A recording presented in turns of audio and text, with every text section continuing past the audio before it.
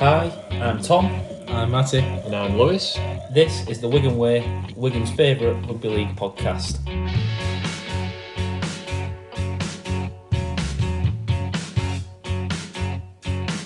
He'll put you in his trap, 'cause he's a union man. He's got it all figured out. He won't care what you think, 'cause he's a northern man. He's allowed to speak his mind.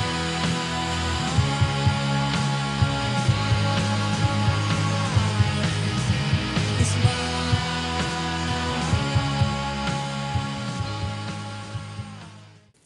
So thank you for joining us on episode 33, the last of the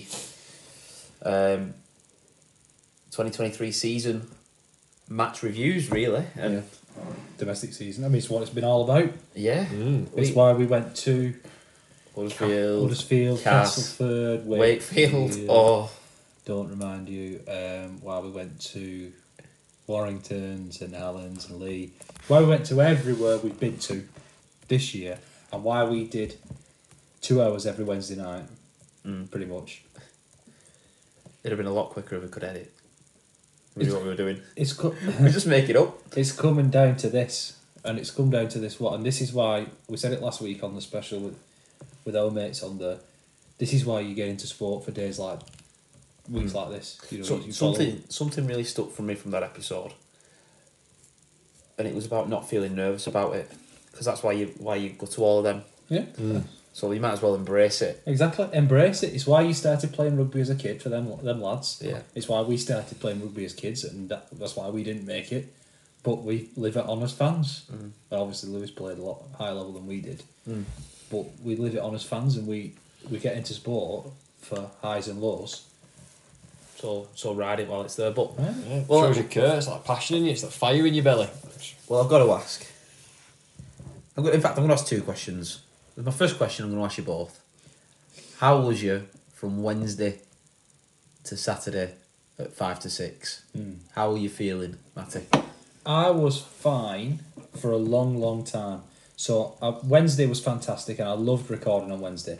But to me, it felt more like we were all thinking of reasons we were going to win, Yeah. and we were talking about the past grand finals, and so I loved that. I adored that conversation, but it didn't get me nervous. I went on Friday night, played football for the school teachers team. Got beat 2-0, don't want to talk about it. Then Saturday, then I went to Southport straight after that game. I went to Southport, we had a weekend away in Southport. Saturday morning, walk along the beach, freezing cold, but nice walk along the beach. Trying to think of a plan for that we could pitch to IMG for a new system of Super League. And then I was fine. Drove to Manchester, had a nice meal. When it started to hit me was when I saw Old Trafford. And when I saw Old Trafford, I got nervous. Because it's what you've built up the whole year for. And we've not been there for 5 years. And It was in front of you. it was in front of us. And it was a couple of hours away from happening. And I went in and it was mad busy, and we were really early. We were so early. We were so early that we waved at Roy, Kitman, as he was arriving onto the pitch. Matty Pete, Tom, who we know, who's the player welfare officer, waved at him, and Sam Mower for Catalan. We were that early, but we were just killing time basically. And they were interviewing people, but that's when I started to get nervous. That time, That waiting time. until the kick-off. Well, you had a bit of a different experience, but how was you before kick-off? I did. I was a bit. Well, I was a bit different to Matty. It started hitting me. I was okay once we won the. Obviously, we won in the semi, and it didn't really hit me. I was kind of, it's grand final week. It's grand final week. You know, we're building up to it, and nothing really hit me. And then we recorded the last episode, and I think listening to those older lads talking about all the memories and the history of the Wigan in grand finals and the years, and you know the history of the club and that nostalgia.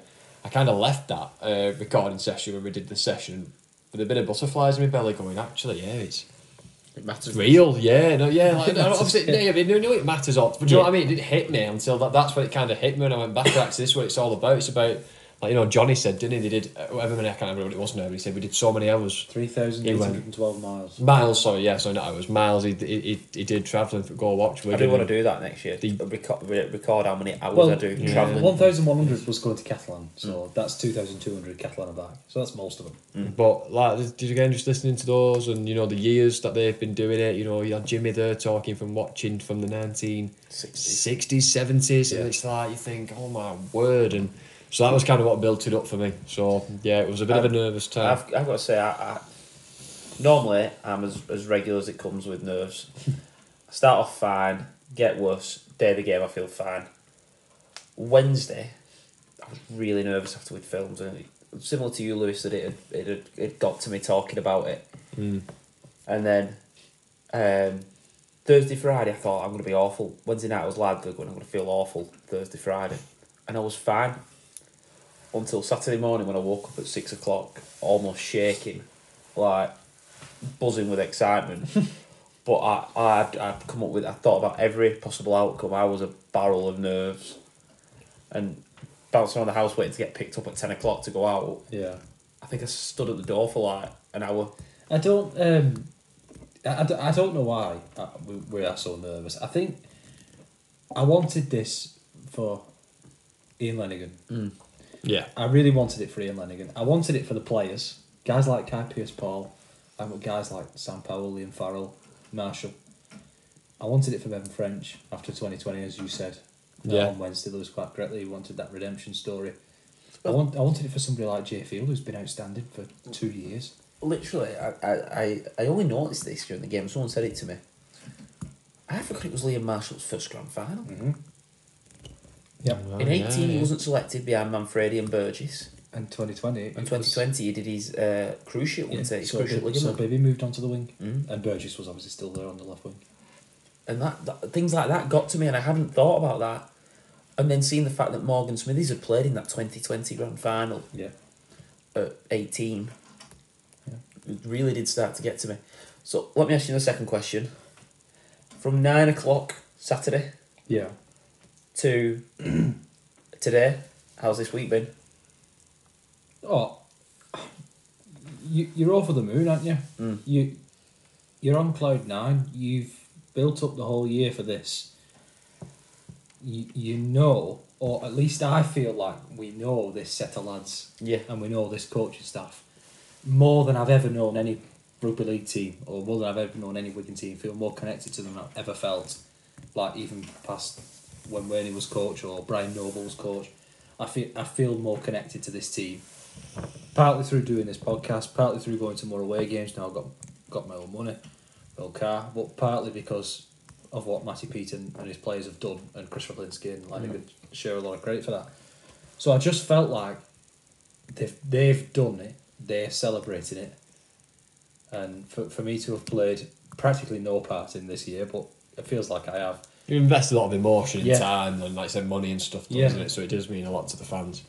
And I also, seeing that Stretford End full of Wigan fans, I was in the Charlton stand because I actually got my tickets the morning of the Hull KR game in like a no risk thing, so I wasn't in the Stretford End, and I'm glad because I didn't have to risk the ticket frenzy that happened on the Sunday and the Monday, but it meant I could see a full Stretford End of cherry and white, and a whole lot of singing, a whole lot of celebrations.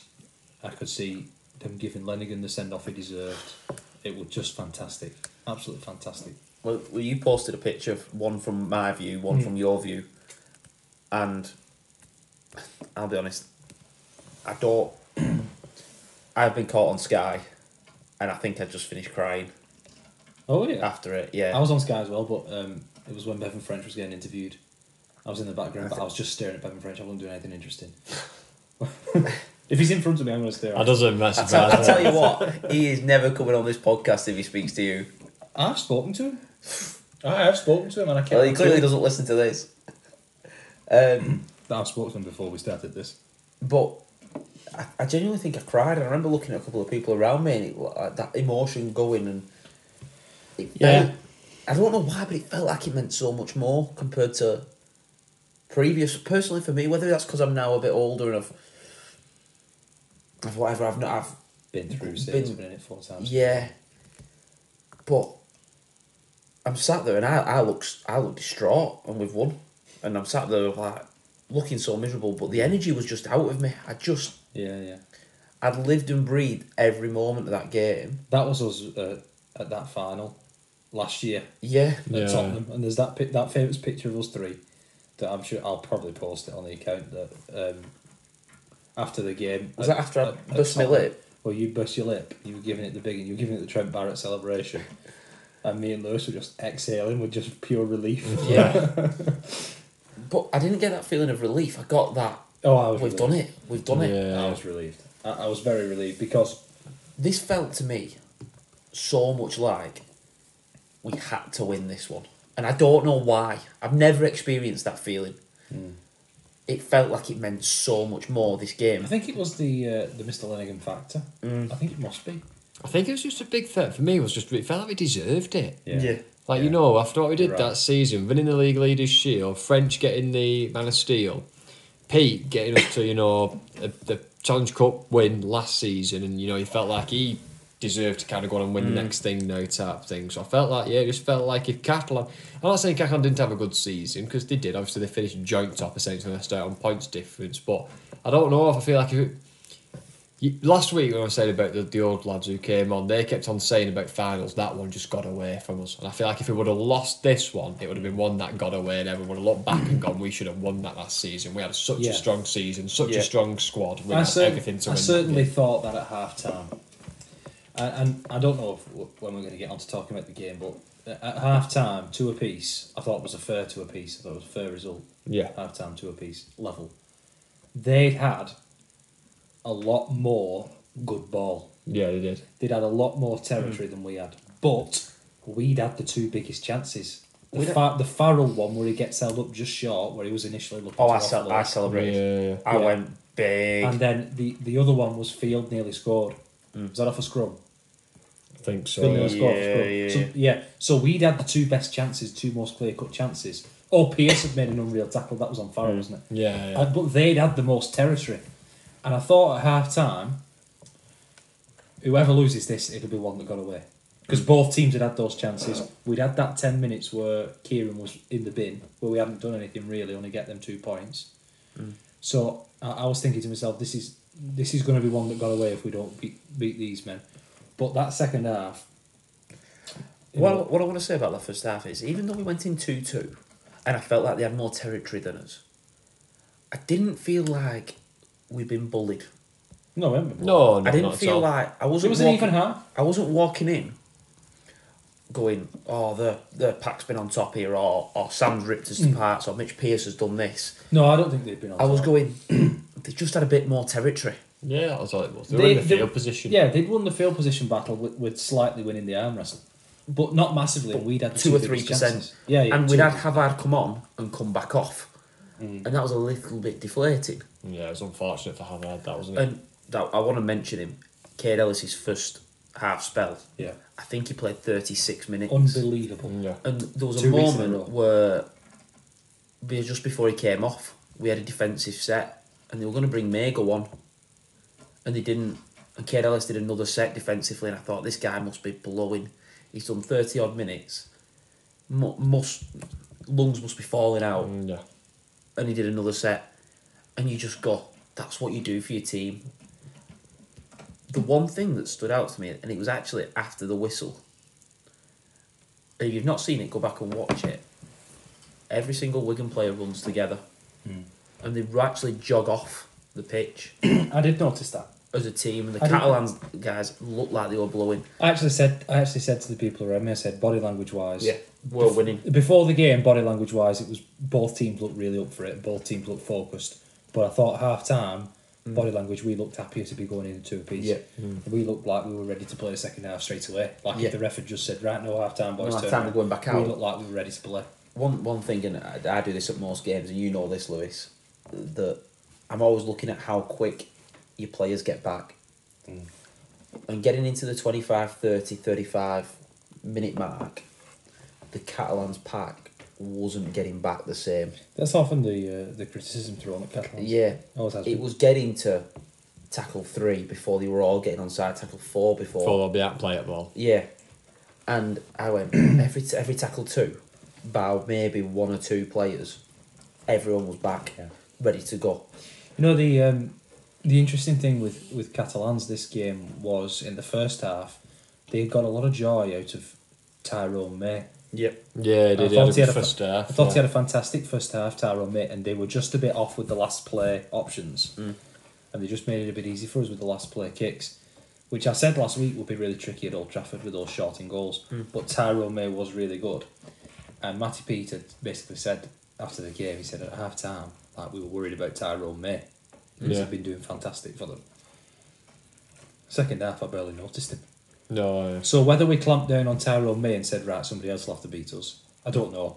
But whatever we did to lock in on Tyrone, fantastic effort. I think the way Wigan played probably took Tyrone May and the rest of Cattle off the game, because it seemed like in the first half, to me watching it, we were going more arm wrestle style. Willie Ice has settled in. Carpius Paul to that right hand side defensively. I think started putting more pressure on May. Yeah. Getting out there quicker. There was a few times where we went and Willie Ice once got the credit for these tackles, but he was out the line at someone straight away, and he just caused Disruption. a bad pass or an early pass or whatever, and he just disrupted. And he really does lead our defensive line. I think in the second half, the way we played probably threw a lot of Catalan players, because in the first half we were going more set for set arm wrestle style. Yeah. And the second half it looked like Peter just said to him, right, go out and play. It was almost like, to me, I think we give it 10 minutes. You know, like how this is like in boxers or MMA or whatever, they use the first like round to just like, bit like cricket analogy, playing yourself in. Yeah, you start the third round, just and then you start playing. It was like we did the first half to go set for set. Let's get the time to notion of the game. Let's see how we feel it out. And it's second half, we went, right, we're settled, let's go. And then they just started playing more. Have you got the stats up there? Yes, I have. Yeah. Could you just look one up for me? How many tackles did Mitchell Pearce make? Oh, interesting. Mitchell Pearce made 30 tackles In an hour. in an hour. That's why he wasn't the effective Mitchell Pearce we were expecting. But That's a lot of traffic. when we talked about the big middles, we talked about it last week. We have to work the middles hard. Just listen to these numbers. Navarrete made 13. McAloran just under 30. Busquets just under 30. Matt Whitley 36. McMeekin 30. Benjamin Garcia 30. Paul Seguier. Garcia was 34. Seguier was 28. Ciosio Takiaho 30. Manu Mao 20. I mean, it's a lot, but the big one that jumps out for me is that Mitchell Pearce made 30 tackles. Half-back making 30 is a lot, yeah. And obviously, we scored off a Mitchell Pearce miss. In fact, we scored twice off a Mitchell Pearce miss. The first one was a forward pass. Yeah. And the second one was the one we scored, Marshy scored. Both off missed tackles by Mitchell Pearce. And Pearce is a decent defender. Yeah. Now, He's a decent defender. while we're talking about But the he's first made half, 30 tackles. Yeah, if you have to make 35 tackles, you won't miss one or two. Yeah, exactly. Right, you know, Especially as a halfback, when you've got Liam Farrell and you've got Jay Field and you've got Ward all going at you. It's an impossible task for him. to be fair to Mitch Pearce, I just checked. In that, he missed 5 tackles. But I'm not surprised. I'm with not that, surprised. because No, that's a lot of traffic to go down your halfback's way. And like I said, he's a good defender, but he's no George Williams. He's no Tommy, where he's known for his defence. Yeah. Like George and Tommy are known for the defence. Now, shall we talk about the big incident in the first half? The Kieran yellow card. First of all, isn't it ironic that... There we go, Alanis Oh, Morissette. nice, Again. don't you think? It's like rain on grand final day. that Kieran, who is now going to be playing in a Wigan shirt, could be banned for an incident he did against a Wigan player. Oh, who he'll won't be playing banned for Wigan. Wigan's friendly against Barrow. Stop panicking, everybody. He wasn't going to play in that game anyway. But the over the horizontal. The over the horizontal made it a penalty. The fact that he drove into the floor. down with his shoulder into the floor made it a yellow card. What I will say is, I think in a regular game it's a red. I disagree. Regular game this I disagree. season for 2 reasons. I think Mullet said that perfectly. He said you landed on your shoulder, which has saved you from a red. What I mean by that is Kieran comes off his feet. I know. he drives down. I know. I actually don't think Tyrone May helps him. But if you watch Tyrone May, he's pushing at Paul's head and pushes Paul's head down. We said this last week about the Featherstone fella, where he'd done a tip tackle like this one, and his teammate had saved the attacker from landing on his head. Yeah. And that had stopped it from being a red and it made it just a yellow. I think this is the same. Because he lands on his shoulder, Liam Moore said this, because he lands on his shoulder, it's not a red card, it's just a yellow. It's definitely a yellow card though. I definitely want to sit down and have a look at all the tip tackles that have been given this year. Because I wouldn't be surprised to see tackles worse than that being red. Less, not as bad as that, being reds. Because we know grand I don't finals remember and many semi-finals. tip tackles being red carded apart from that Kyle O'Donnell one. all the penalties are yellow, Horror, aren't they? horror show. I think but- they'd all be a penalty for over the horizontal. A yellow card because he drove him down into the floor instead of doing it in a controlled way. But I think because he lands on his shoulder and not his head, it's just a yellow card. So, yeah, I think there's no complaints. I don't think really from Catalan players about it being. Kieran wasn't concerned about it being a yellow card. I think he agreed. And then Tom Davis. That was the easiest yellow card for Liam Moore's life. yeah. Wasn't it? Just a professional foul and. Obviously, we get a penalty 4 minutes later to make it 2-0. Yeah, a high shot on Marshy, which high shot on you can forgive that because Marshall, Especially when you're down to 12 and he's jumping through. You just gotta jumping throw through. He's something at low to the ground. The high tackle on Marshall, yeah, whatever. I mean, you can do a high tackle on Marshall. The one on Dupree later on was unforgivable. But carry on. Harry Smith gives a penalty away for leaving the. I think it was for leaving the scrum He early. left his offside. Offside. He left a scrum, and he did. This one again was well done by Liam Moore, explaining. You left a scrum too early. It was Harry Smith because I watched back. Farrell was definitely not offside, and I thought originally he'd give it for Farrell. Yeah, and I was like, no way, because Farrell was onside. But he said Harry Smith left a scrum too early. Now, I have got a little bit of a question. Do you think this showed how tired Catalan were? The fact that they took 2. Do you think going in at half time 2-2 is that big of a difference than going down 2-0 and having there's 4.5 minutes left, six tackles on the line? You go and you take 2 points. If you're under the sticks like that, you take 2 points. Final. Get back. You've had 10 minutes down to 12. Get back level. Get back level. It's the psychological effect of being level. Not losing, we're level. But I'll throw it to you. They score going in front after being down to 12. Yeah, but they spin it wide and put it in, or Miski throws them in touch, and all of a sudden we've got all the momentum. It's like I always say, there's no point debating these because the outcome depends if it's the right decision or Exactly. not. If they score, it was great not to take the 2. If they would have played on and lobbed it in touch or whatever, didn't score, they should have took the 2. Taking the 2, we've got 2, we're level. I'll tell you what, so 2-0 down in round 1 of next year, I'm taking the 2. 2-0 down in the grand final, the World Cup final, the Challenge Cup final, a game to save my life, I'm taking the 2. Regardless, if I'm 2-0 down, I'm taking the 2, especially with an easy goal like that. And then you add in you've been down to 12.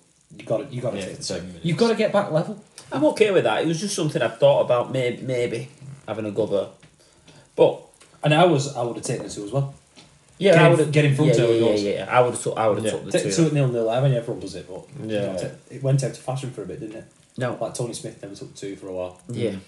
Now it was obvious. We come just into the second half. Within 3 minutes, they receive another yellow card. Tom Davis, professional foul on Marshall, pulling him back. Save the try though. Save the try because Wardle, if he's not getting pulled back, Wardle just draws Sam. Pass it to Marshy. Exactly. So Tom Davis did the right thing. Yeah, he did the right thing. And to be fair to them, it's proper cheating that one.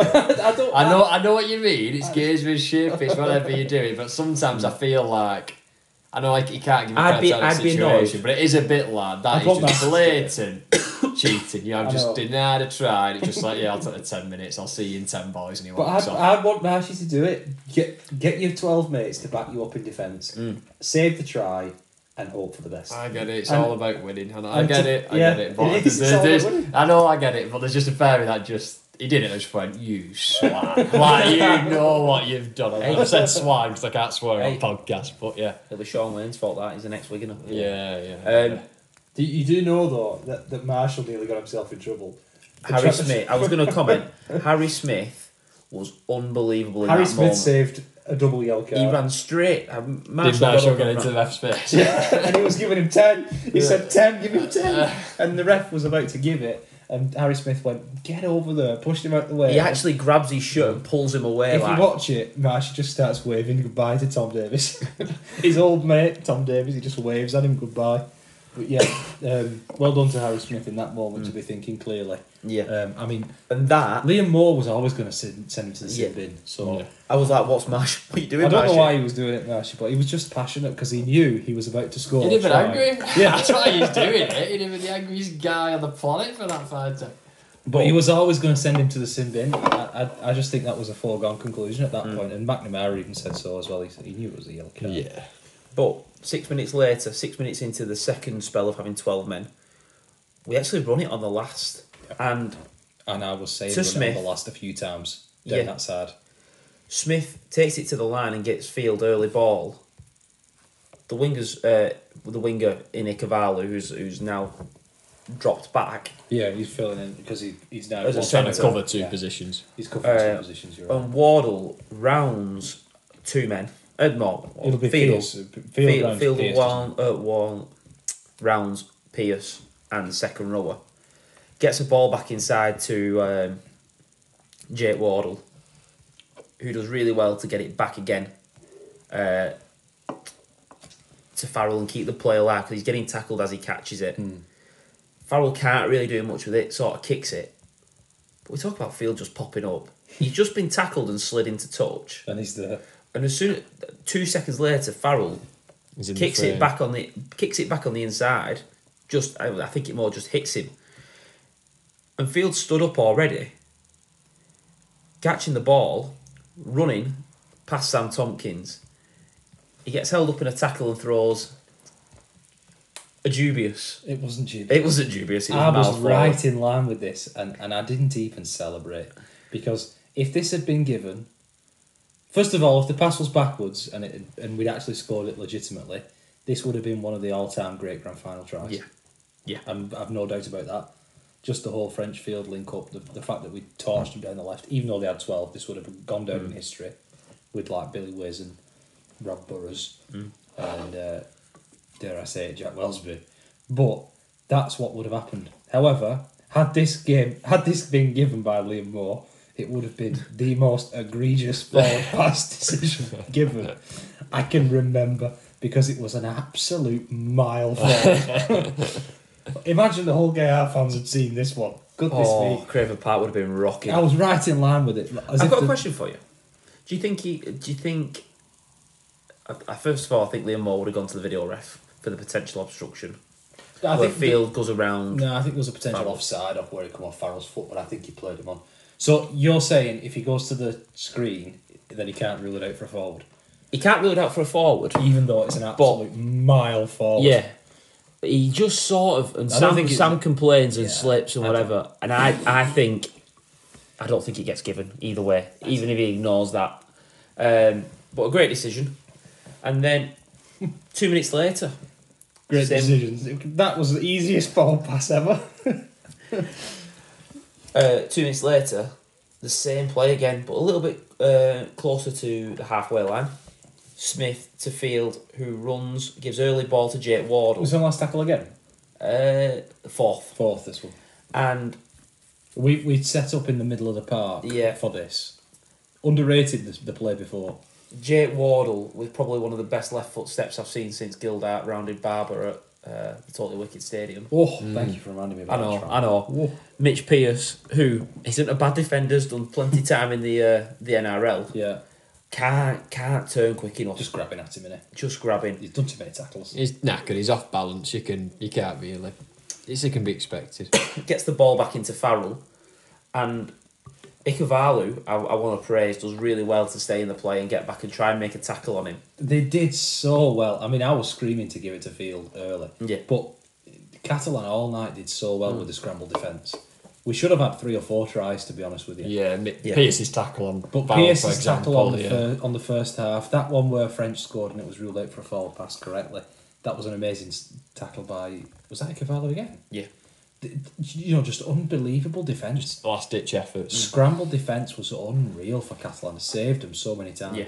And Misky in this was case, in. I think Misky was in once on the right side of the there save. was one with Field early on, just before the end of the first half, Yeah. where Johnston had come across and hit him with a ball and all. And then there was the Harry Smith kick, where we got the dropout Yep. straight off the back of that field. Yeah. Where Field got smashed. Yeah. He noticed obviously there was no winger, and the left centre had dropped deep and wide. And he drops that little kick in And just so behind. just dropped in on him behind, and we got the set of six where we tried the drop goal, and obviously Yeah, it was worth a try, that. it was worth a try. But But in this, we talk about the cover defence.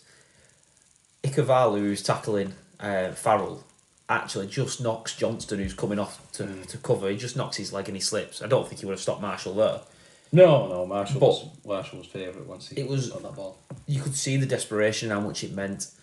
And that took it to 8-2 with a conversion from Harry Smith. And it led to another penalty. I mean, we've got to talk about Liam Marshall. Yeah. The match-winning try late in the Challenge Cup final. Now the match-winning try in the grand final, as you said, in his first grand final. He's already played 150 games for Wigan. I mean, I'll have to look up how many tries he scored, but it must be near one a game. nearly one a game, I would imagine.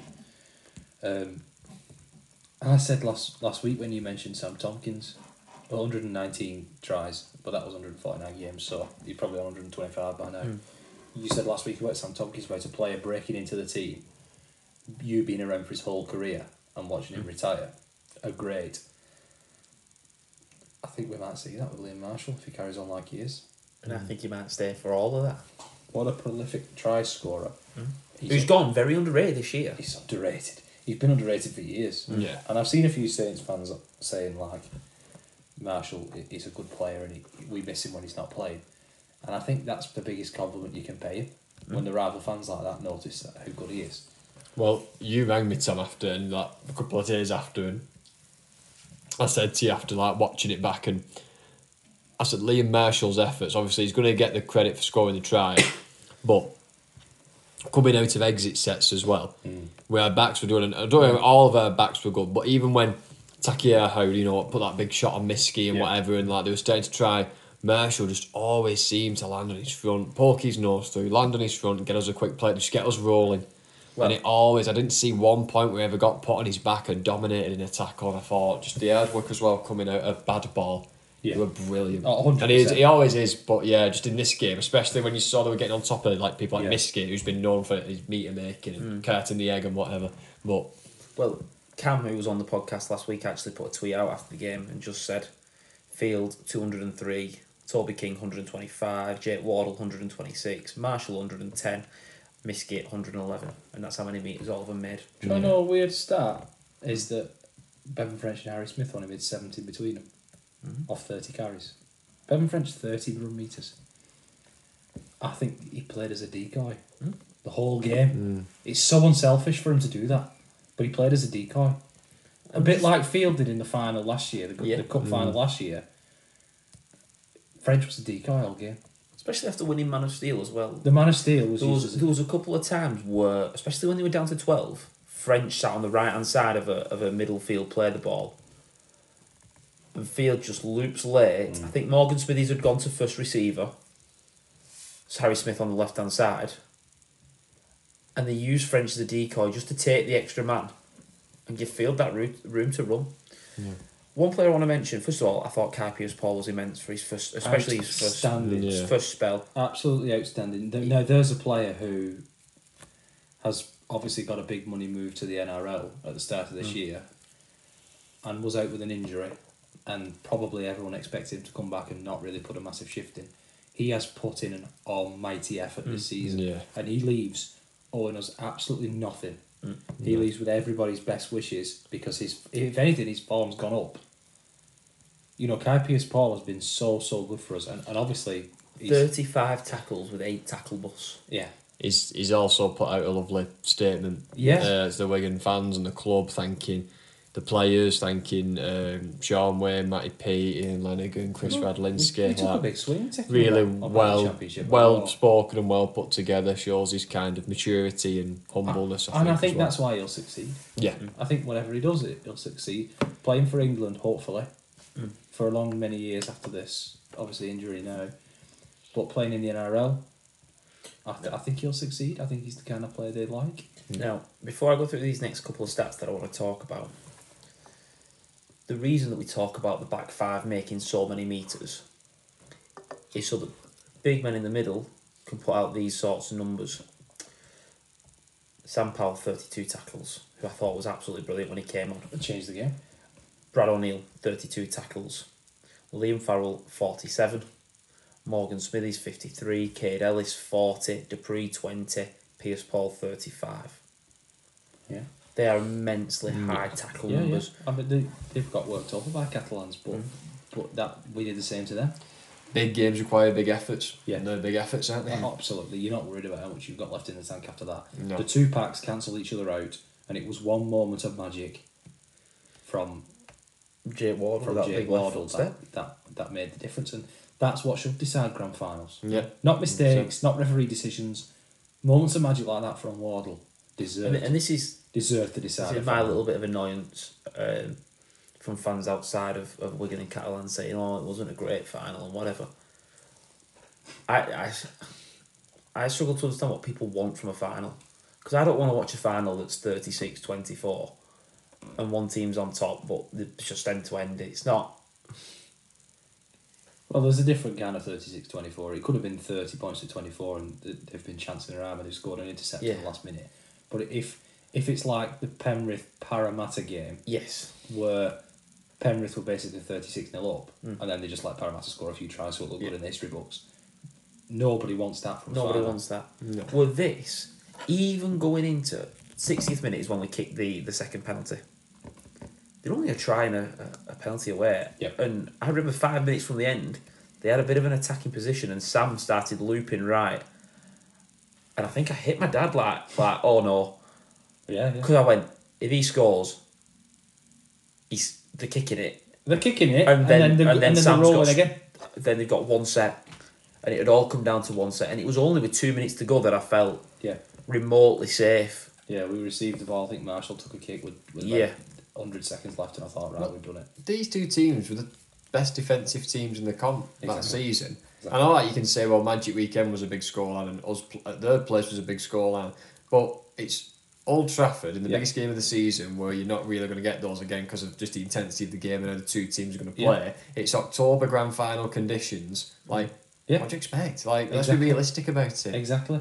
And we've marked Tyrone May at the game, and they've marked Bevan French out the game. Yeah. You've got to grind out wins at Old Trafford. In big games and big games. And had this been like the Leeds Cast final, one-sided, Yeah. never in any doubt about the result ever, or St Helens against Salford, well, yes, Salford scored a few tries, but the result was every doubt, or even last year. I would probably say the two most iconic finals of the last 10 years, unfortunately, are the Wellesby game, because it goes to the 80th minute. And I would put this in a close second, because the game was there and anyone could have won. Yeah. It took to the 78th minute for me to think, yeah, we can do it. And I still didn't move then. I still sat in my seat and everyone's starting to stand up and celebrate and whatever, and I'm not moving till the whistle's done. It just, it might not have been flashy and it might not have been moments of brilliance, but there was the Wardle step, field creating. That Mitchell Pearce try saver. Yeah, that was a big moment of moments. brilliance. Big moments. I just think, what do you want?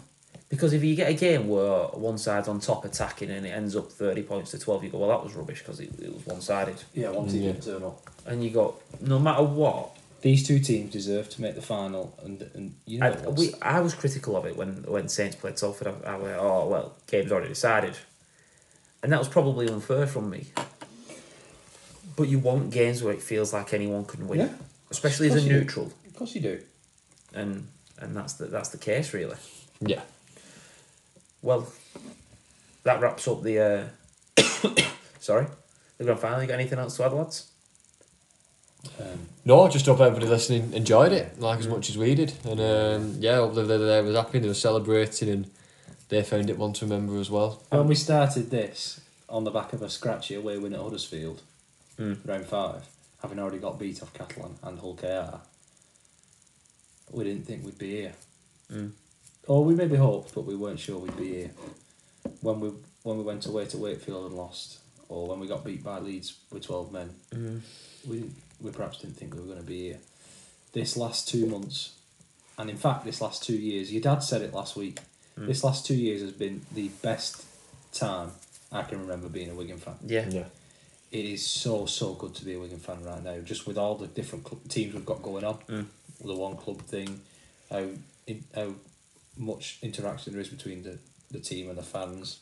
The Sam Tompkins video they put out today is just a touch of class. We've got the best chief exec in the league by a mile. Chris Rutlinski is amazing. Whoa. I think well, outside of family members, because obviously we can't pick them. Obviously, conflict of interest. I think as well. I think was it Kyle Amor? I think it was Kyle Amor. I might be wrong, but it was some kind of pundit, a member of the rugby league community type thing, a personality who said like, Wigan fans, you have got some good times coming, like in terms of, and I don't want to kind of put all me, call it too early type thing, but he said obviously you've got Pete who's signing to IUD, who's doing great things, you've kept your squad, a lot of your squad is still young, so they're only going to get better as they kind of go on. Your new signings you've got coming in, they was like, I honestly do think this could possibly the start of a dynasty. You got the women's team that are growing organically and getting better every year, that's still very young. I can't praise the fact that we're doing it right. Yeah, going for the academy, because there's been criticisms of some teams throwing money at there have been some women's teams throwing money around, and we haven't done that. We set up an academy, reserves team, women's academy, reserves, scholars. We've been taking the reserves side very seriously, as we should. We've literally done what we've done for the first team. Exactly. The men's first team. And we might talk about the wheelchair result later. Yeah, we will. But seeing that wheelchair side given priority on that Sunday and made to feel such a big part of Wigan Warriors was really amazing. We talk about the culture at this club. Det Roberts, in his, and I don't want to ruin that too much because we'll talk about that in a little bit, but in his man of the match interview, mentioned about Matty Peake coming down and speaking to him on the Wednesday. In the middle of grand final prep. On the Wednesday, he had a grand final on Saturday. Yeah. And he was there and he talked and obviously helped motivate them, but was positive about the win and the thing to be proud of is getting them and the journey so far. Yeah. Just quality at the minute. This club is just absolute quality. Doing absolutely everything right. Yeah. Okay. Well, that wraps up that section. We'll be back to talk about the England news. Thank you.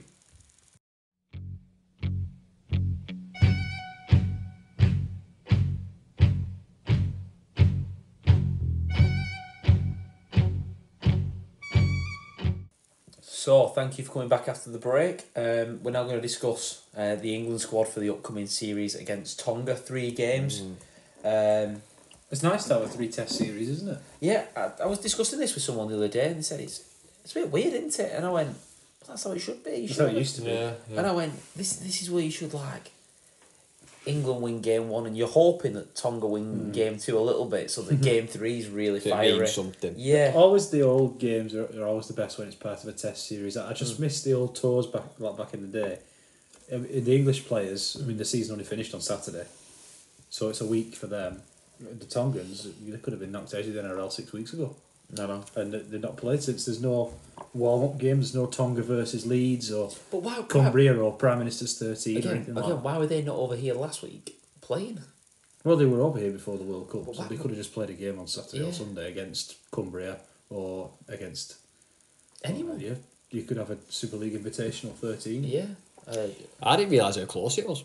Just saw on Facebook today, it's the first game for Sunday, innit? Yeah, St Helens, and I didn't actually think, I didn't know it was your week after the grand final. I didn't know if there was going to be a break or whatever. I didn't actually realise it was so close to the regular season. There should be a break, really. But obviously they've had a long time since their season. Yeah, they have for the NRL. It's hard to find the balance for that. Well, before we go through the squad, Do you think the guys that have played late into the Super League season might be rested for game one? No, I don't think. I they don't will. think I so. don't think so. But I'm just thinking about the likes of obviously Harry Smith not missed a game. There's no choice. He's got to play. Harry He's Smith. got to play, but Mikey Lewis played nearly 30 games back to back. Yeah. You'd think maybe a couple of weeks off. I don't think so. I think he'd be more worried about Harry Smith and Liam Fowlsty being hungover from winning more Yeah. than giving him a break. I think they'll be ready to go again. I think it's just if when they actually got off Lash. Well, I heard that yesterday was the last two got back. Yesterday morning, so Wednesday morning. from Ireland. They all went over to Ireland, Guess who didn't it was? Go on. No, I guess 2 people of the Wigan squad who only got back. Who were the last to get back. Who's going to be biggest? Matty Pete said it yesterday Percy's morning fine. at that joint thing with Latics. Oh yeah. I've got to listen to that, actually. Who do I think would like it? I can see Mago being a party animal, you know. Uh-uh. Is it not Mago? No. Oh, I Liam don't know. Marshall. No. No, he's quiet lad Marshall, he won't do it. Who's big character who's going to be a I big think Bev drinker? likes a One's drink. English, one's Australian. Bev Ellis. likes a drink. It's not Bevan or Ellis. Is it not Alice? It's not Field. Oh. We've only got one Australian left. Cost. Cade Cust. Is it Gus? Yeah, oh yeah, Gus. I Cade can Cust see that. and Morgan Smithies. And Smithers. Yeah. They apparently only got back yesterday morning. Nice. I like it. Well, should we go through the England squad? Obviously, I'm not going to say what club they're at. I'm not doing all that malarkey. But Matty Ashton, John Bateman, Tom Burgess, Darrell Clark, Ben Curry, Tyler Dupree and Liam Farrell, Chris Hill, Tom Johnston, Toby King, Morgan Knowles and Matty Lees, Mikey Lewis, Tommy Makinson, Mike McMeekin, Robbie Mulhern, Harry Newman, Victor Radley, Harry Smith, Danny Walker, Jack Wellesby, Elliot Whitehead, George Williams, Dom Young. Now, the first thing to say is obviously our captain, George Williams, isn't available for the first 2 games. We've been over this, but to call his appeal frivolous and ban him for an extra game, But then just write off some appeals. it's ridiculous. And they're not a ban for frivolous. What does the word frivolous even mean? Who decides it's frivolous? That's the problem, and it's very subjective to. It's ridiculous. And It- why one? He got banned for Warrington. Why is he not being banned for Warrington? So that leaves the. But then why do Warrington get to choose whether they appeal it or not? Well, do you think Liam Farrell's going to be the captain? Or Whitehead? Or Whitehead, yeah, could be Whitehead. One of them two. I mean, I might make it John Bateman. Bateman, yeah, he could be in for a shake. I think that what was that leave then? Three second rows. Lewis for playing the halves alongside Wellesby because obviously Lomax isn't in. He's Lewis and injured. Smith in the halves, Wellesby at full. Sorry, Harry Smith, Yeah, of course. it Yeah, was- so well, sorry, it'll be I presume that's what Wellesby it'll full be. back and Lewis and Harry Smith in the halves. I presume that's what it'll be. Well, should we go through what we think our team would be out of that? Yeah. So I think Jack Wellesby starts at full back. Yeah, I'd agree. Probably in the absence of another great fullback, so he could move into the halves. Yeah. I think so. Yeah. I think the wingers will be Dom Young and Makinson. So if he goes Makinson or Johnston in it, Yeah, I think Dom John Young's Young guaranteed. gets a place. Dom Young's a lock-in. I And don't it's Johnston know. or I Makinson. think it might be Johnston. You know, I know Makinson is the incumbent and he's been fantastic for England for years. But Johnston has had a fantastic year. It's a good choice to have if you're Sean Way. Yeah. But I don't think I'd be bothered about They'll both definitely play at some point in the series. Yes. Oh, yeah. I think I Young will play all 3. And I think that's Tom what Davis we're- will. I think Tom Davis will play as well. Oh He's yeah, picked 4 Davis. wingers, hasn't he? Oh, Davis is. Davis not in it. No, I was going to who's say I don't think Davis Who's is the in it. fourth winger then? There Oh, is Matty Ashton. Matty Ashton. And I reckon but- Ashton can cover full back as well. Yeah. Centres, he hasn't got a choice.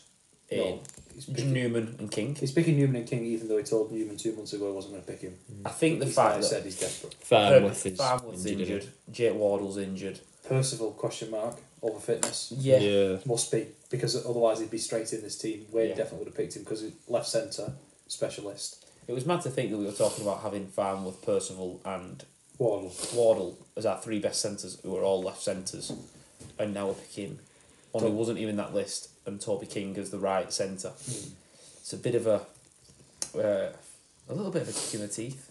That I don't mind. I had 2 good centres though. yeah, 2 good centres, half-backs. George Williams plays the 3rd game, Yeah. Well, he has to. and Harry Smith and Mikey Lewis have to play these 2 games. So would you give them So who would you play for that third game alongside him? Harry Smith. Just whoever does the best. Harry Smith. Or Harry Smith. Harry Smith, yeah. I think so. Mikey Lewis, for me, He's more in the Williams mould. he's more in the Williams Smith mould. isn't he? Smith is the chalk and cheese to George Williams. I think those two could work really well together. I think. That's what I mean. Yeah. Harry Smith organising, long kicking Yeah. game, controlling the game, and then when George Williams claps and wants the ball, Give it he him. goes. And Harry Smith not poor attackingly at Oh. all, but he takes the creative flair, a bit like Bevan's done for Wigan, Yeah. and Harry Smith dictates games. Probably you say Williams has a better kicking game than French, so he might take some pressure off on the kicking front. Yeah. But them two, I could see with George. George is 28 now, isn't he? George Williams. I could see that being the pairing, Smith. That's and, the future To pairing, take us Smith through and to the next Williams, World isn't Cup, it? Yeah. Smith and Williams, it's got to be. and obviously Lomax is injured. Yeah. Walmsley injured. Oh, sorry, Pierce Paul injured as well. Yeah. We mentioned Farnworth and Wardle.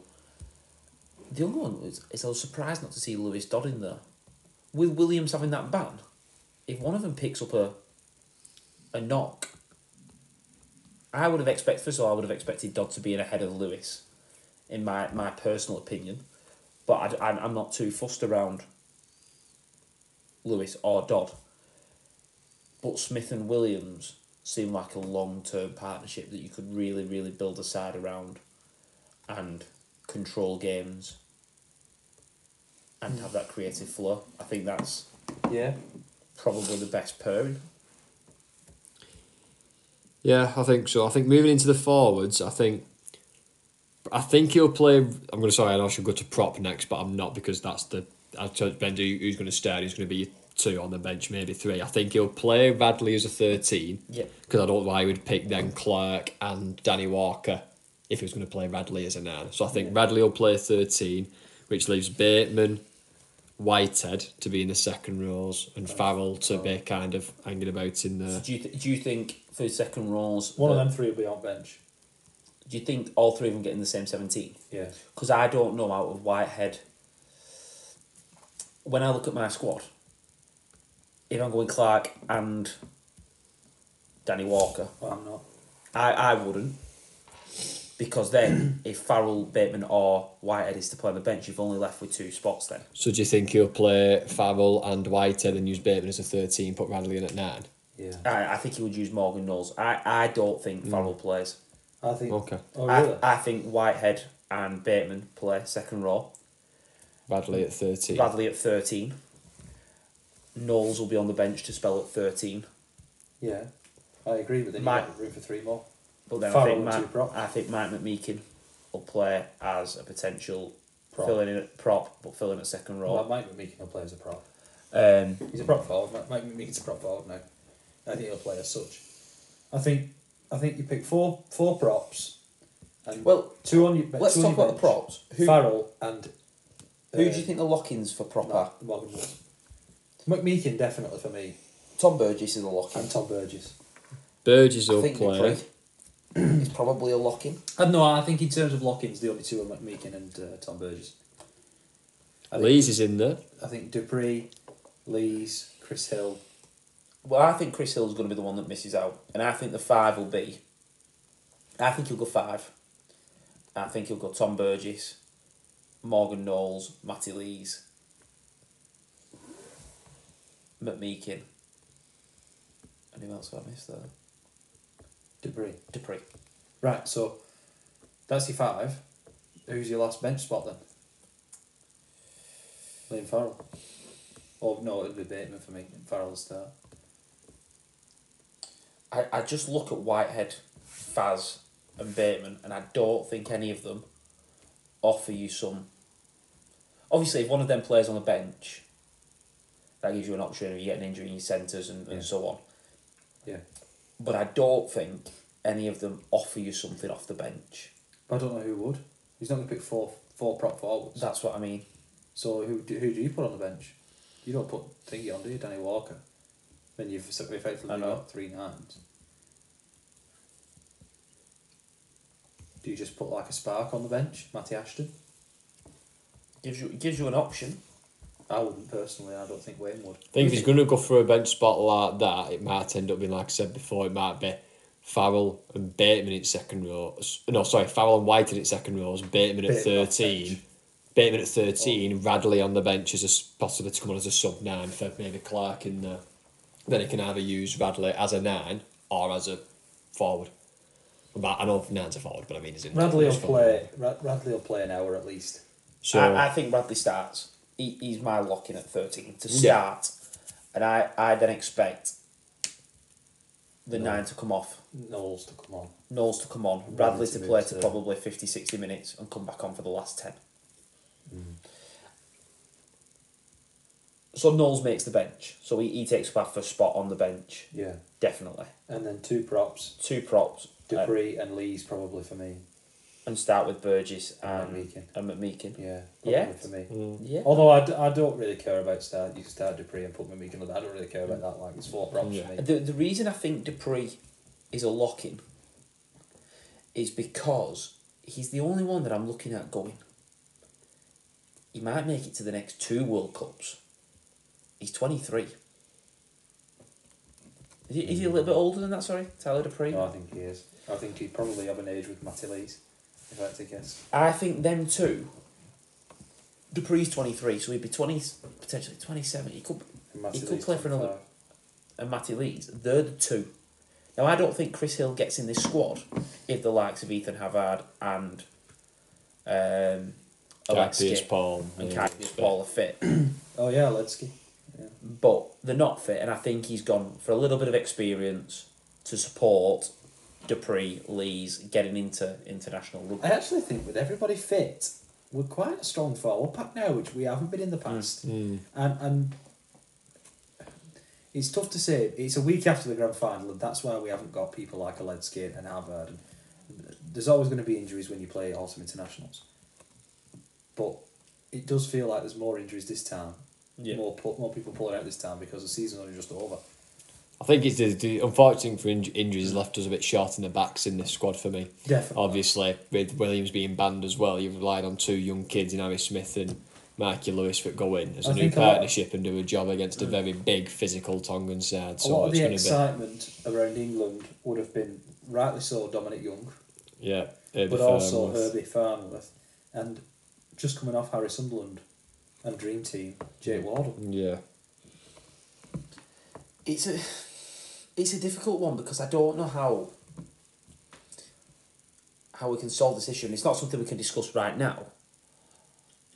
But you get to the end of a season like this and you're beaten. But if you wait a month, you're then complaining that people are out of form. And it's very difficult to get that balance. I think last year we got it right. And I know there was no Johnny Lomax last year, but I actually think Tompkins going into the halves worked. And I think that the Fiji game we went to, Tom, at Salford, was the perfect warm-up game. It was the perfect time after the grand final. What was it, 3 weeks, 2.5 weeks, whatever, after the grand final, where we had that warm-up against Fiji. We caught them a bit cold. Yeah, they were a little bit cold. They were cold. To be honest, for us, it was the game we needed to get into it. But it was the game we needed to put some points on, get a few players feeling confident. We haven't got that this time because the season's only just finished. Tonga haven't got it either. I don't know what. In fact, that might be why he possibly starts the lack of Faz, Smith, Dupree, McMeekin, because of the fact that Tom Johnston. They just kept playing. Fit. Yeah, they just kept playing. I don't think that one's such a big one with Makinson only missing a week. Well, yeah, but if you look at the likes, Young's missed 5. That's what I mean. If you look at John Bateman, didn't even make the playoffs. No, John Bateman hasn't done anything for 7 weeks. Radley's 4 weeks. Yeah, well, Radley and Young kind of dropped out the same, didn't they? That semi-final. But go on, right? I 1 to 17. Wellesby. Yep. Young, King, Newman, Johnston or Makinson. I'm not certain on that 5. I don't think we lose anything either way there. Lewis and Smith. Yeah. Burgess, Clark, Dupree, Yeah, can go with Farrell, Whitehead, Radley to round out the 13. Okay. Knowles, McMeekin, Matty Lees and John Bateman. Yeah, I'd probably swap Bateman and Farrell, but yeah. I think Pretty.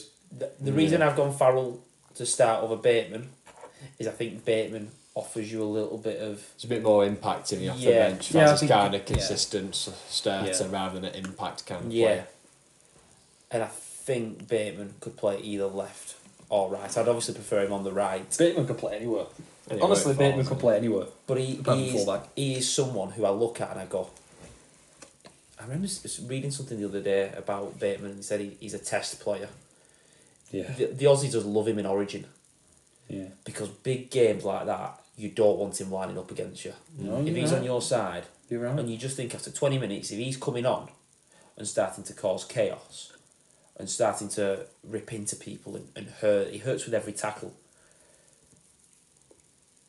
That would really not Well, be... we need that against this Tongan side, especially because I've just had a look. Sorry, I don't focus on England, but I've just been having a look at the Tonga team coming through. And I mean, I know you boys are more into NRL than I am, but there's some kind of players in there. Fanua Blake, Colin Matangi, the guy who I like Tyson from Frizzell. Manly, Olakuatu, is Yeah, it? You know, yeah. the number 11 for Manly, big hitter, big tackles, really aggressive. And so. Colin but- Matangi at Is South that Sydney. Colin That's what- Matangi? Yeah, yeah. because I'm reading these upside down on this. Yeah, Colin Matangi, I've said, yeah. I said Colin. What's that? Fanua Blake, Colin Matangi, and Koala. say it again, Matty. Sorry, that one Colin you just said. Matangi. Colin Matangi? No, the Okula Olakuatu. Alakuatu. Sorry, that's yeah. what. Those three are the ones who are kind of Can I the. just point out the names that Very you've big. also missed from that list? Well, yeah, I know. Felice I've, Kafusi. I've only missed, yeah, Yeah. Katoa, who's played second row for Melbourne Storm all season. yeah.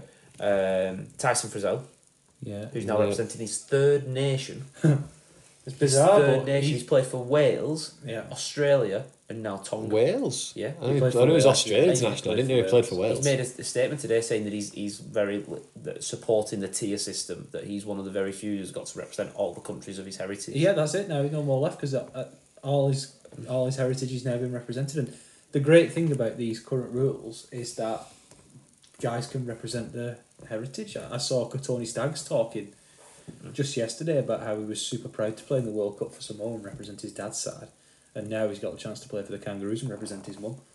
Like obviously, guys like us, we don't have any of that, so we'd just play for England or we'd play for England.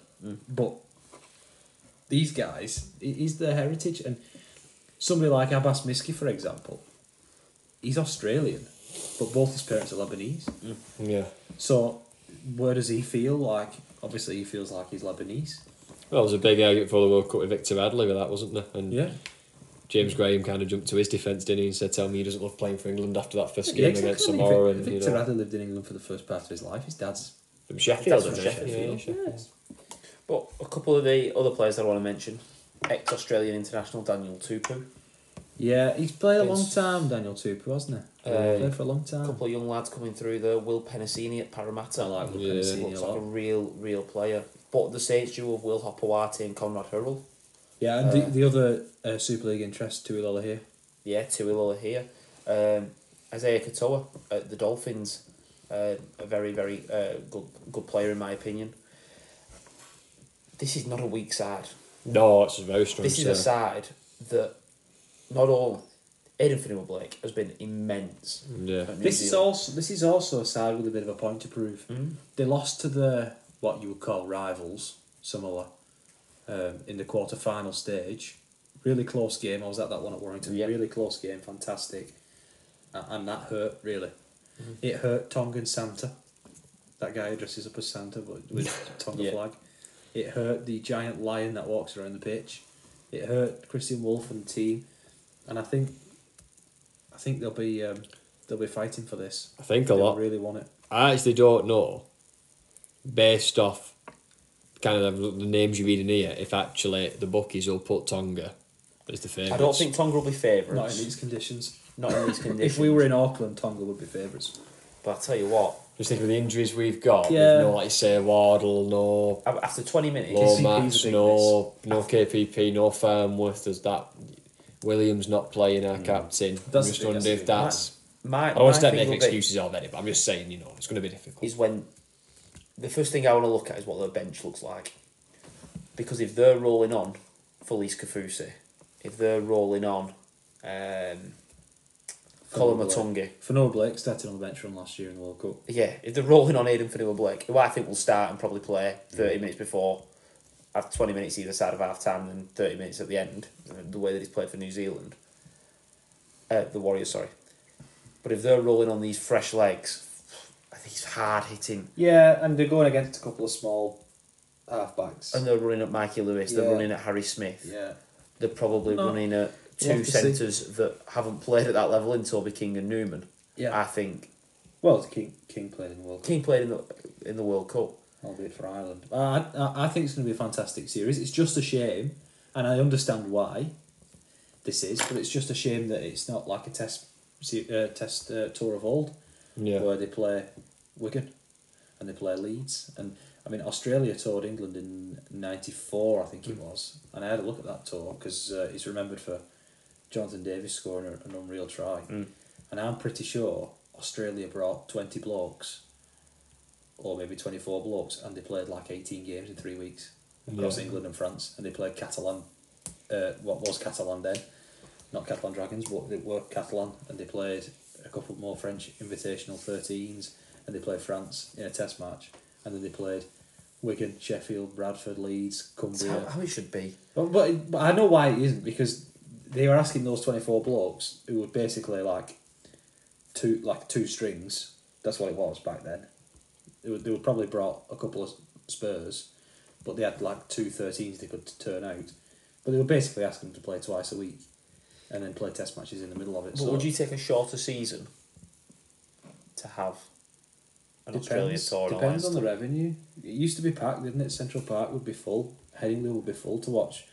If Australia were playing over over here, most grounds in Super League would be sold out. Well, they wouldn't play as many games as they used to. That's a fact. Yeah. But they could play. They could play Wigan, or they could play St Helens, or they could play Leeds, or Hull, or Huddersfield. Probably not Huddersfield. Or they could play like a Super League 13. That's the perfect tour, then, isn't it? You make so much money off that. The only problem is they'd have to be here for 5 weeks, and they'd have to play twice a week. And you'd need to bring so many players for that to work now. But how many did they bring for the World Cup? Did we have 27? We had 27 as the whole nation, but I think our squad was a little bit bigger. Was it not 25? They brought over. I can't remember. You brought 25. You What is it bringing 3 more? You can't play twice a week bringing 25. No, Australia could do it with the depth they've got. we could do it going over there. We could do it. Australia could do it. New Zealand could do it. Tonga probably couldn't at this point because they probably got a great 17, a great few, like a great 21 maybe, like you just read out there, Lewis. But in that squad there was a couple. they couldn't turn out. Well, you'd need 34, wouldn't you, for 2 full squads? Yeah, so like, Yeah. So if you were going to play twice a week and you were going to play once against Leeds on the Wednesday and then against England on the Saturday, yeah, you'd need 34 players, wouldn't you? You'd need two teams pretty much. You'd need 30 players at least. yeah. That would bring in the revenue, but obviously there's a human cost to that, a human element. Yeah. So I can see why they don't do it anymore, but I wish that were what we could do. Right, we're back shortly. Who would win, Wigan or Tonga? Wigan. I think we're going to beat Yeah. them. I honestly think we're going to beat them, and I reckon we'd beat the dream team quite convincingly. That was You a know what I'm question- going to say? That was a question You know I saw what on I'm gonna say? Twitter. We'd beat the Aussies as well. No, we wouldn't. Yeah, we would. And don't be ridiculous. That's absurd. No, it's not. It is. Are you backing against Wigan? Think about how much better Australia are than Tonga. Our backers. Right. Oh, best players. Couldn't even get in the NRL. Yeah. I'm still backing us. We love you all Wigan players, and you probably would beat Tonga, and you definitely would beat the dream team. You'd but definitely beat Australia. You definitely wouldn't beat Australia. Right, that wraps that bit up. We'll come back after this just to talk about London's promotion and a few other pieces of news. Thank you.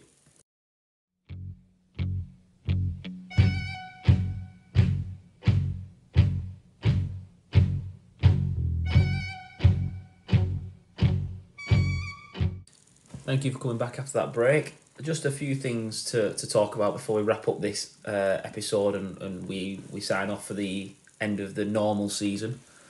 The wheelchair team. Yeah. We've already got, before Sunday, a grand final victory for the men's first team. Yeah. A reserves grand final win. Yeah. There was the League debacle, Leaders' the League Leaders' Shield, the debacle with the academy. Well, we unfortunately missed out on a grand final We were denied a chance appearance. to win that. The women's game massively improving, Yeah. and Ran York close. yeah, but real investment in the women's youth. It's massive, that women's academy. I said it a couple of weeks ago, but I do honestly believe that is massive. Having the women's It's the way academy forward, team. isn't it? 100%. And it's about building success for years to come, not trying to win it now. It's what it does for young women as well.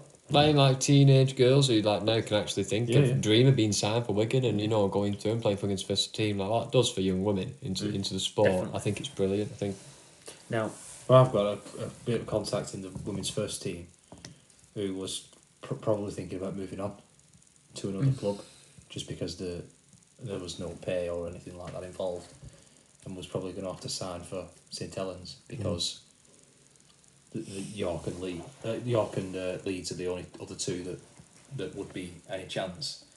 But obviously now we're starting to compensate the women's team in some way and fund it in some way. So thankfully she's staying at Wigan. But yeah, hopefully could get her on the podcast at some point yeah, if definitely. it Yeah, goes we well. could.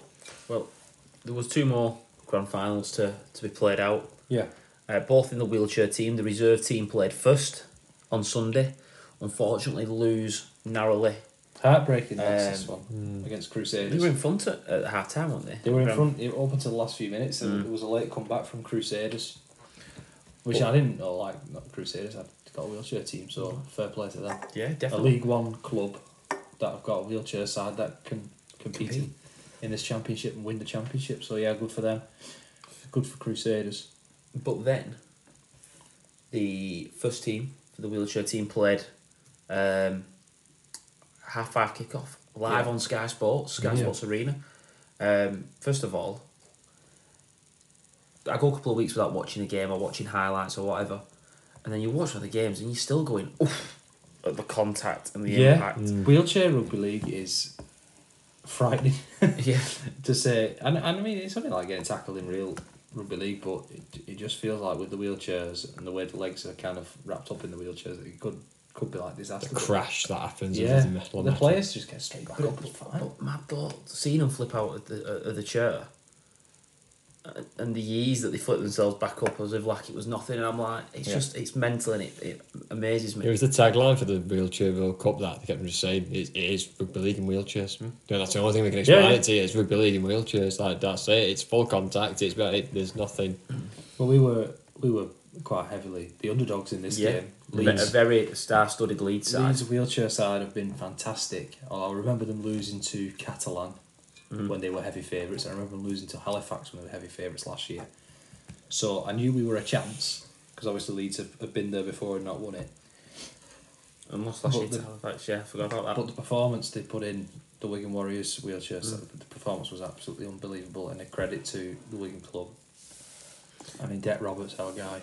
Well, What a player! What a star he is, and it's such a shame that he can't play for England, just through his work commitments, because he'd be definitely playing for England in this match against France coming up. there was moments where of skill were the way they moved the body in the chair to avoid tags, to avoid contact, to almost sidestep and get around players. But there was one moment that stood out, and it was the offload. Det received a very good offload off. I forgot the lad's name. Was it one of the ones who got picked for England? Yes. So Heggie and Rigby got picked for Heggie. England. Heggie was the star of this we- match, apart from Deck. Received a very, very good offload. And leaning to his left-hand side, holding the ball in one hand, puts a pass almost half the court across to going in the corner. I was like, that's some serious skill to ride that challenge. But this isn't a game where you have to be stopped. You only have to get grappled. If anything, the tackling aspect of it should limit the skill that you should be able to input, in my opinion, because you're pulling a tag off. But the way that they can Those manoeuvre, tags do look quite hard to pull off, though. yeah, but the way that they can manoeuvre the body to stay moving 5 or 6 times, Deck and players on both sides leaned away from contact and leaned out of it to keep a player moving, and you start there and they can't physically be tackled. It's so dominating, it's so difficult that it amazes me that the skill level. And I think to myself, we've got a reserve team, 5 years, 10 years time. Why can't this be the dominant wheelchair sport? Yeah. Yeah, absolutely. We're one of the first to be on Sky that I'm aware of. Well, the final's been on Sky a couple of times, Mm.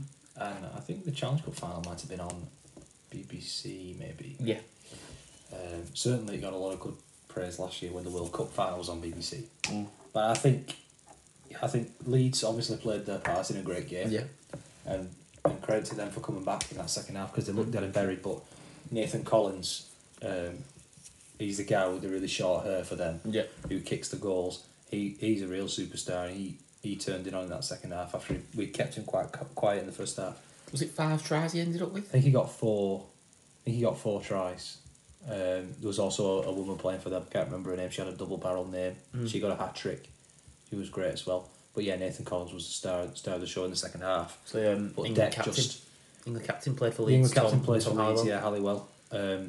OBE. Tom Halliwell, OBE. Yes. Never forget that. But what I would call the winning try was a kick.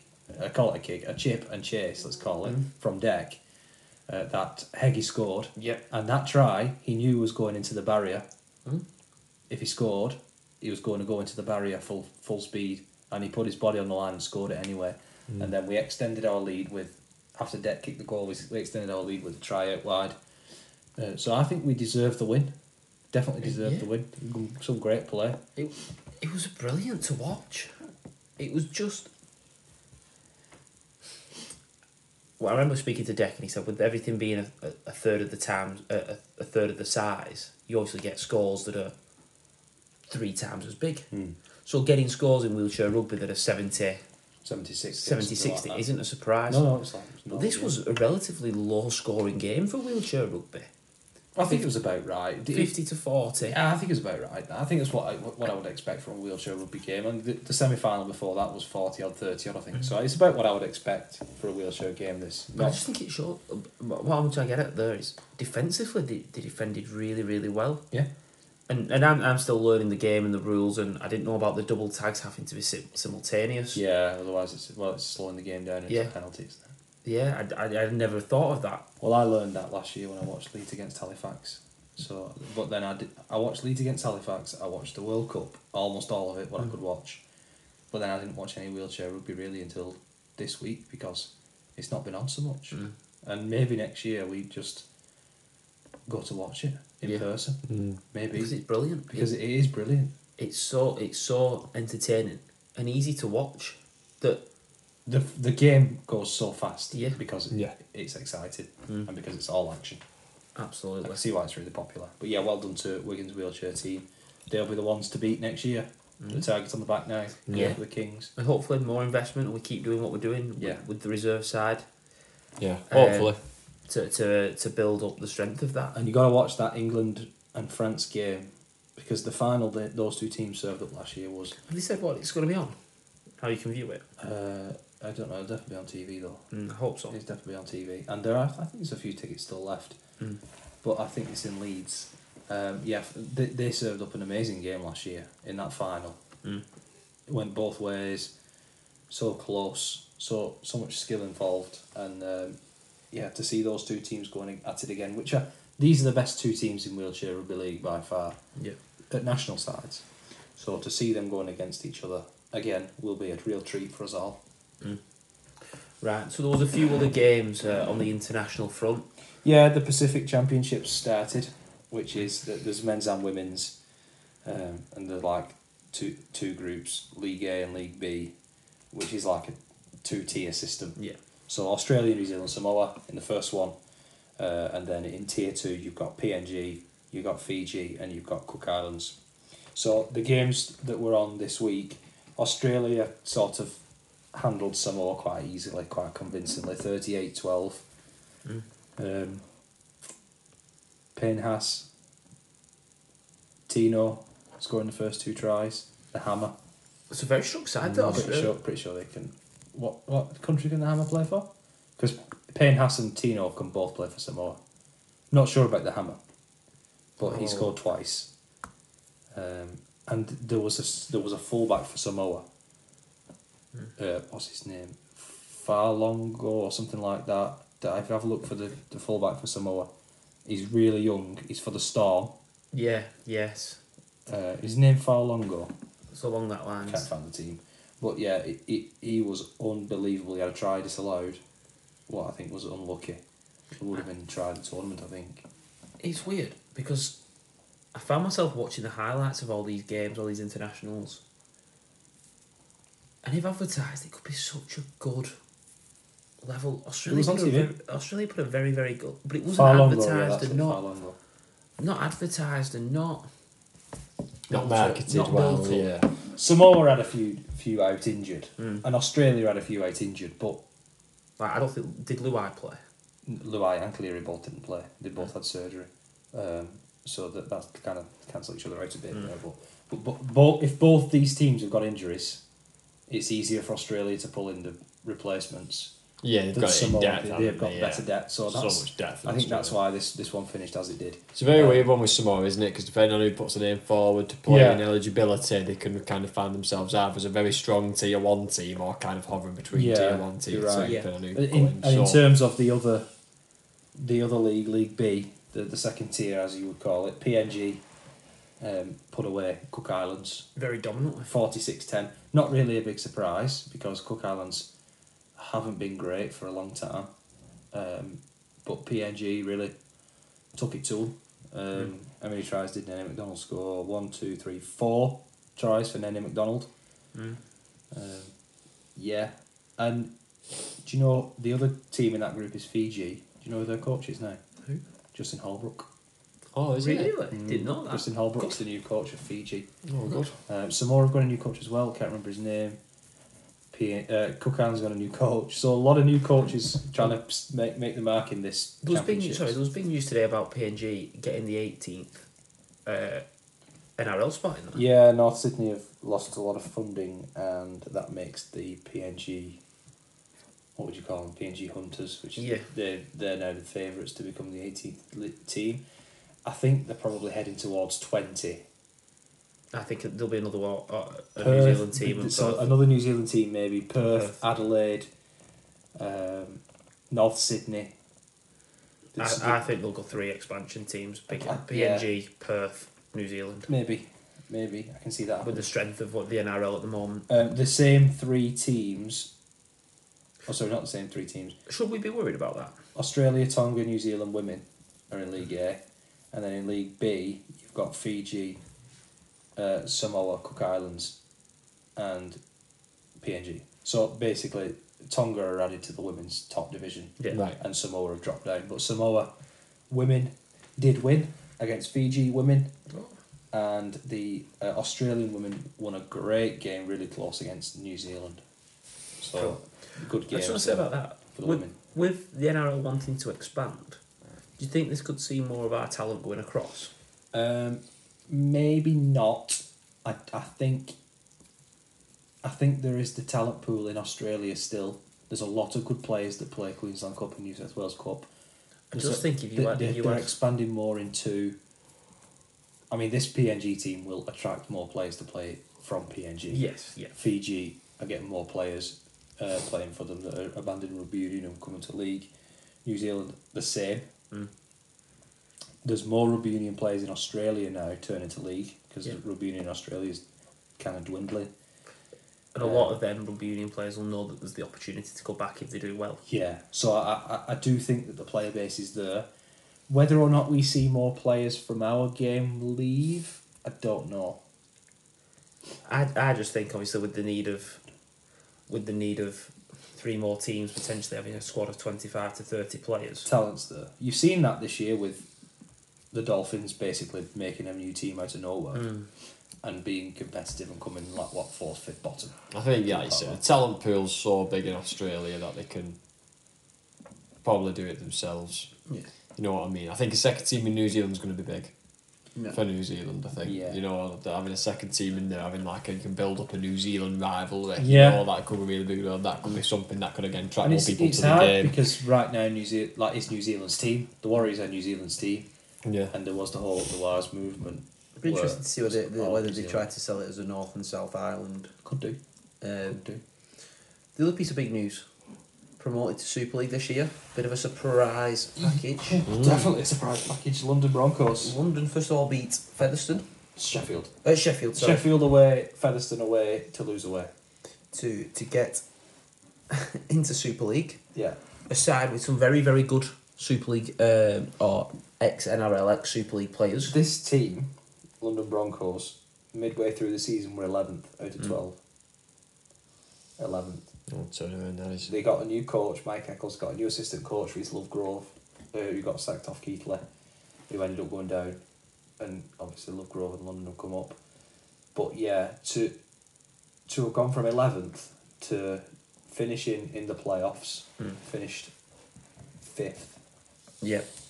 To I could have finished 4th. They could have finished 4th, yeah. They finished 5th. Had Bradford not won on the final day, they would have finished 4th. But they beat Sheffield away very easily, very handily. Then they beat Featherstone away, and we watched that game, and we thought they were great value for that win. And then to go away to Toulouse, and to be 14-4 down at half time, and turn that around. What a story that is for a team that's part-time. What a story. When did the IMG regulations come in? The end of 2024. So if they finish bottom next year, they will go down. They're not. They haven't confirmed yet. There isn't going to be a team relegated for finishing bottom this year coming up. Right. That isn't going to happen. Right. They have said they're going to pick either the 12, And add more to it. the 12 or 14 best teams. Now I think they've got to go for 14 because London won't be in the top 12.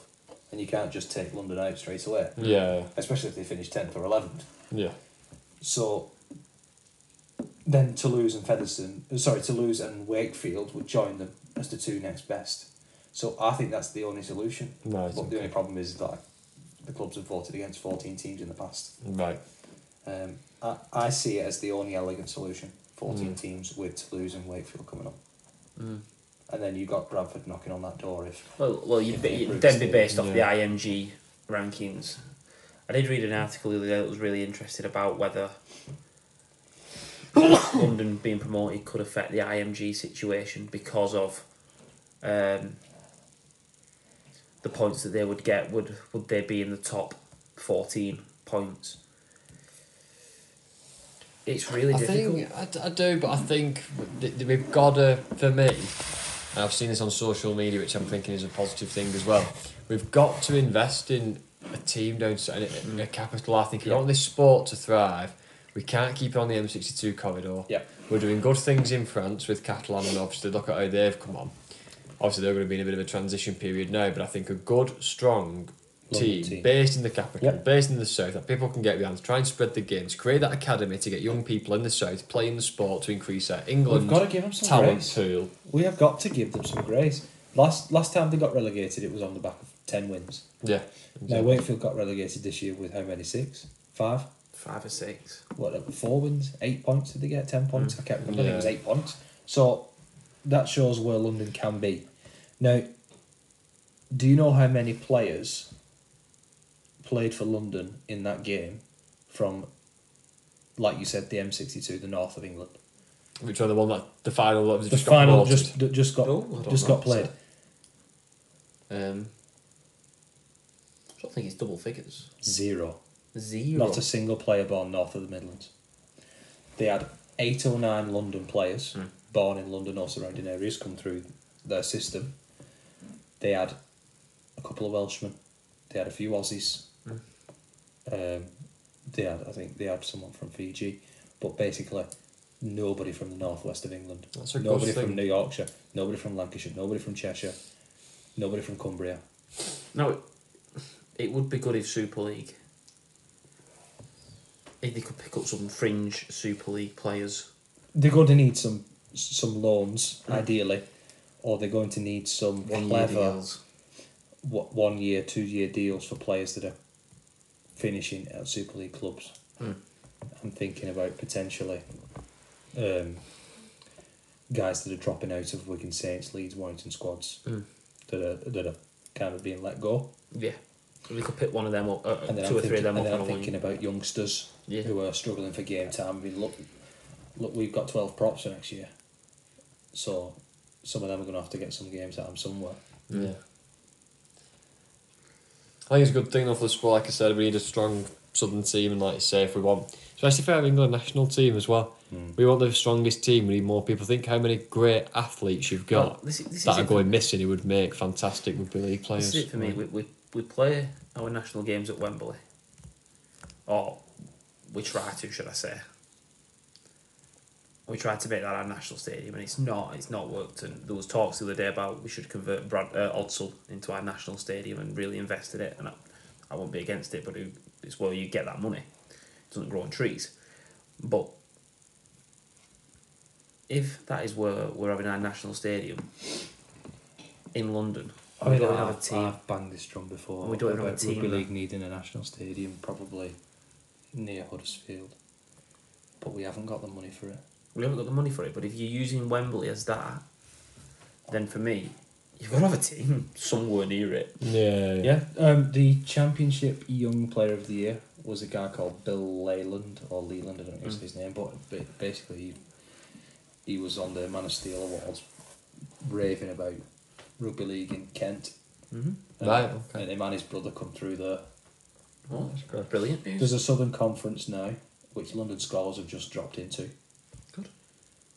Which I make maybe half a dozen teams, 6 to 10 teams from London and the South East playing regularly. Yeah. But It's what we need. it's what It's what we need. I don't know where it leaves Toulouse. That's the only thing.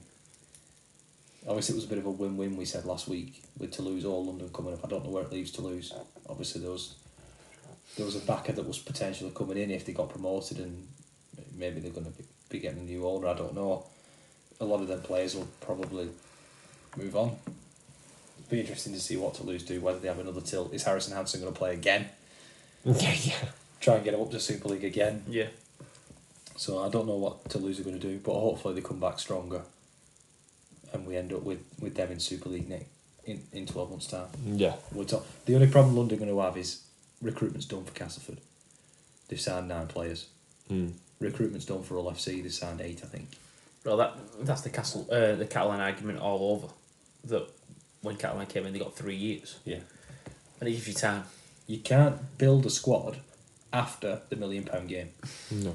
Lee only stayed up this year and did well because they built it in August. Yeah, they built it before they even knew Well, they were coming who up. can you in reality buy?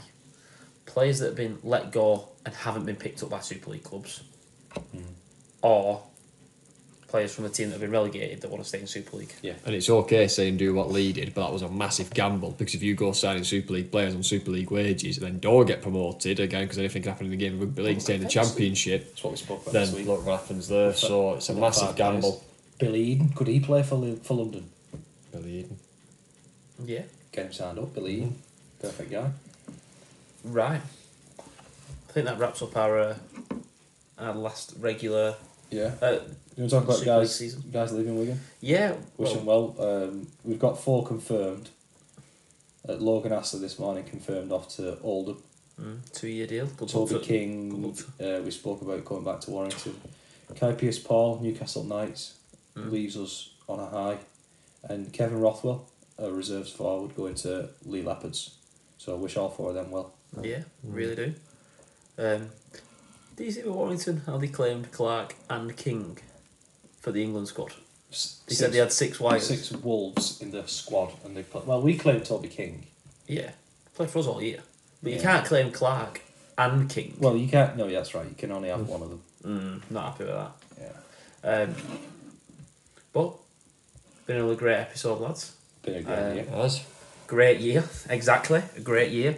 We'll definitely be back next year. Yeah, we don't know what the winter's going to look like, but we'll be doing something. There should be a few episodes throughout the season. We might do an end of the internationals wrap up Yeah. to go through the 3 games. I don't know, we might be convinced to do some sort of end of season review where we talk about all 12 teams. Yeah, who knows? We might just make it up on the spot. We might just do something. But there'll be some interviews. There'll be some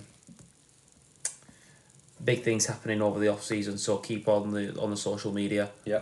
If you don't follow us already, follow the Twitter, follow the Instagram. the Wigan Way YouTube channel's up there as well. Yeah, YouTube channel now doing highlight videos.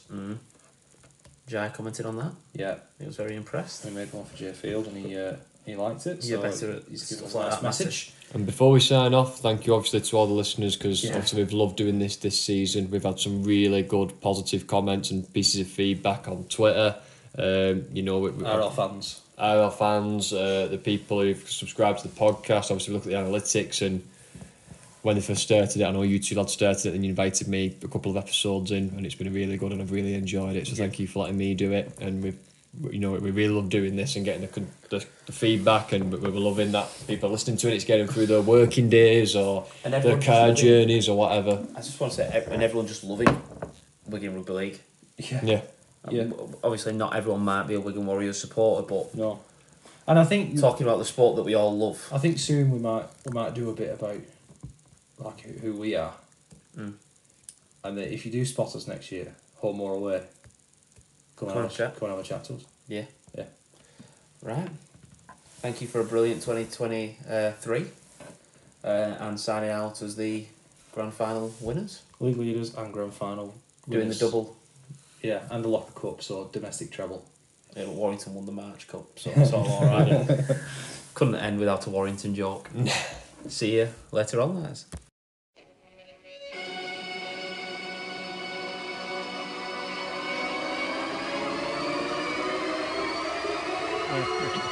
Hi, I'm Tom. I'm Matty. And I'm Lewis. This is the Wigan Way, Wigan's favourite rugby league podcast.